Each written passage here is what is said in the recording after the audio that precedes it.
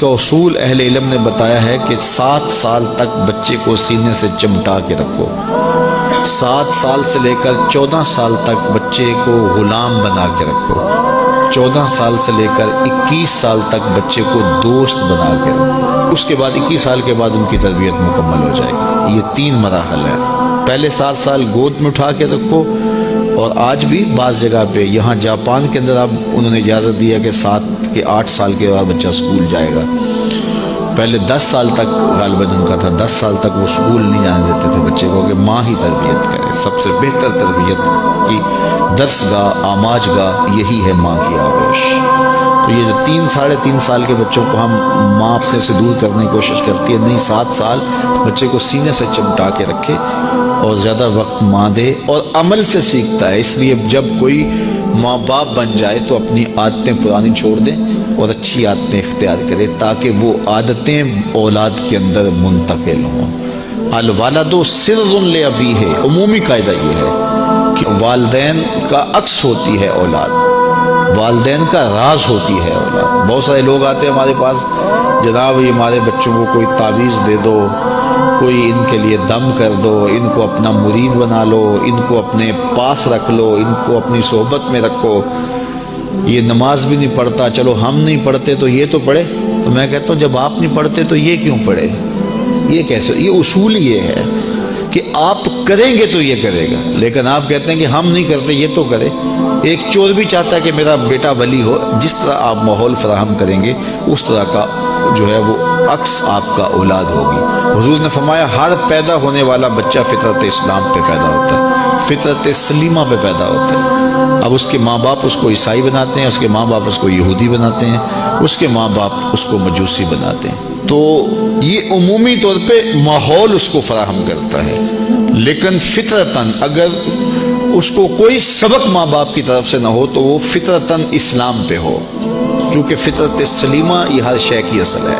ہر انسان پیدا ہوتا ہے تو فطرت سلیمہ میں پیدا ہوتا ہے. تو اچھے والدین اچھی تربیت کی ضمانت ہے. تو جب کوئی کسی شخص کی شادی ہو جائے تو شادی سے ویسے بھی دین کی تکمیل ہو جاتی ہے، تو پھر اپنی عادات کو بھی بہتر کرے اور تاکہ آنے والی اولاد نے اس کے عمل سے سیکھنا ہے، اس کے رویے سے سیکھنا ہے، اس کے طرز زندگی سے سیکھنا ہے.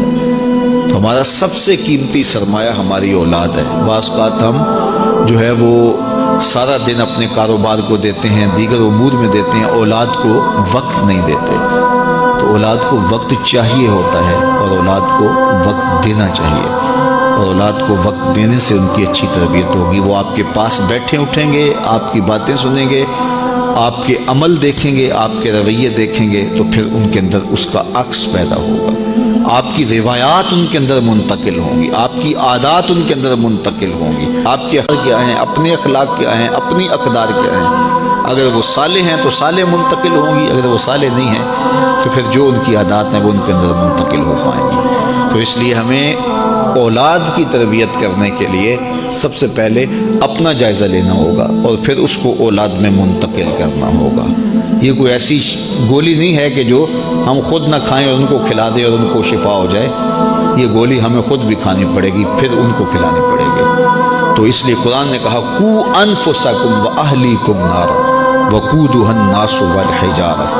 اپنے آپ کو اور اپنی اولاد کو، اپنے اہل و عیال کو جہنم کی آگ سے بچا لو جس کا ایندھن انسان اور پتھر ہیں. اپنے عمل اتنے خوبصورت بناؤ، اپنے رویے اتنے پاکیزہ کر لو، اپنا انداز اتنا خوبصورت بنا لو کہ تمہارے رویے اور تمہارا انداز تمہاری نسلوں میں منتقل ہو اور وہ بھی جہنم کی آگ سے بچ جائیں اور تم بھی جہنم کی آگ سے بچ جاؤ.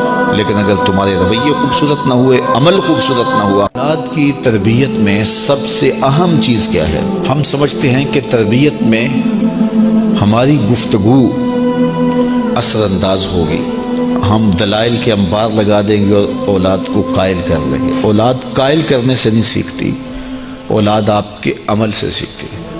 ہم کہتے ہیں اولاد جب بڑی ہوگی، جب سمجھدار ہوگی تو پھر ہم ان کی تربیت کرنے لگیں گے، لیکن اس وقت وہ اس مرحلے سے نکل چکی ہوتی ہے. ماں باپ یہ سمجھتے ہیں ابھی تو یہ بولتے بھی نہیں ہیں، ابھی جو ہم کہتے ہیں وہ سمجھتے بھی نہیں ہیں، لیکن جو آپ کر رہے ہو اس کو سیکھتے ضرور ہیں. جو نابینا ہوتا ہے اس کی آنکھیں نہیں ہوتی لیکن دیگر اس کے حواس زیادہ کام کر رہے ہوتے ہیں. جب بچہ بول نہیں رہا ہوتا اور بچہ جب سمجھ نہیں رہا ہوتا تمہاری گفتگو کو تو اس کی کاپی کرنے کی جو حس ہوتی ہے, نقل کرنے کی جو حس ہوتی ہے وہ بہت زیادہ ہوتی ہے. تو وہ وقت ہوتا ہے اولاد کو سکھانے کا.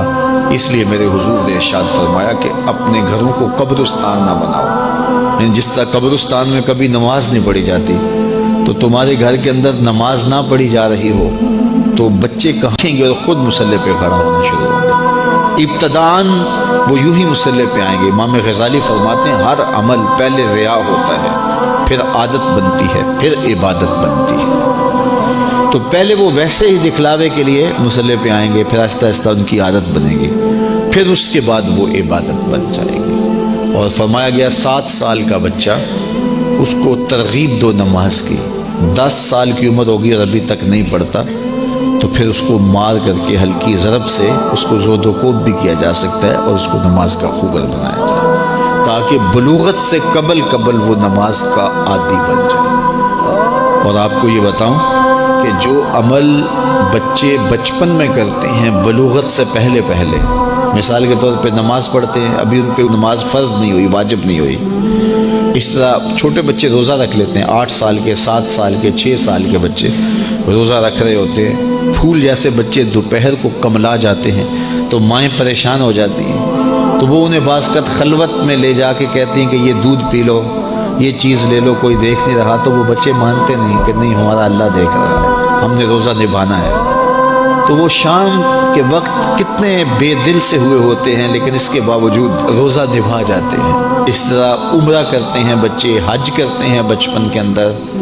اسی طرح جو ہے وہ نمازیں پڑھتے ہیں اور دیگر نیک عمل کرتے ہیں. تو وہ ابھی تو نہ ان کے لیے نماز واجب ہوئی نہ ان کے لیے روزہ واجب ہوا.